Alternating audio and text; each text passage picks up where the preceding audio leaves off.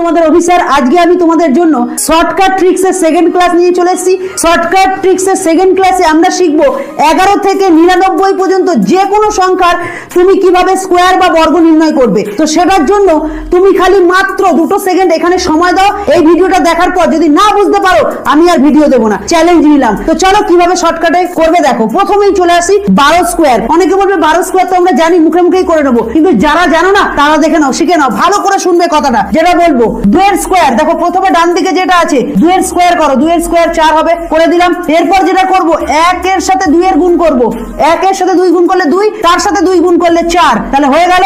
আর রইল পরে বাদিকে যে সংখ্যা 1 তার স্কোয়ার করো, 1 এর স্কোয়ার হচ্ছে 1, তাহলে হয়ে গেল 144। তাহলে বলতে পারলাম। পরেরটা আমরা করি, প্রথমে ডান দিকের সংখ্যাটা নেবো, 2 এর স্কোয়ার কত, 2 এর স্কোয়ার 4, তারপরে গুণ করবো 8 এর সাথে 2, 8 দুগুণে 16, 16 সাথে 2 গুণ করবো 32, 32 এর 2 নেবো, হাতে 3 রাখবো, 8 এর স্কোয়ার 64, 64 সাথে 3 নিলে হবে 67, তাহলে 6724। এত অব্দি হলো। পরেরটা করবো 2 এর স্কোয়ার কত, এদিকে দেখো ডান দিকের টাকে স্কোয়ার করবো, 2 এর স্কোয়ার 4 হয়ে গেল। তারপরে 2 এর সাথে 9 গুণ করলে 18, 18 সাথে 2 গুণ করলে 36, ঠিক আছে, 9 দুগুণে 18, 18 দুগুণে 36, হাতে 3 আছে, 9 এর স্কোয়ার করলে হয় 81, 81 সাথে 3 যোগ করলে হবে 84 হয়ে গেল। যদি তোমরা এইটা এই তিনটে বুঝতে পারো তাহলে এটা অবশ্যই তোমরা আমাকে কমেন্ট সেকশনে জানাবে এটার উত্তরটা কি হবে। বলতে পারলাম। যদি ভালো লাগে লাইক কমেন্ট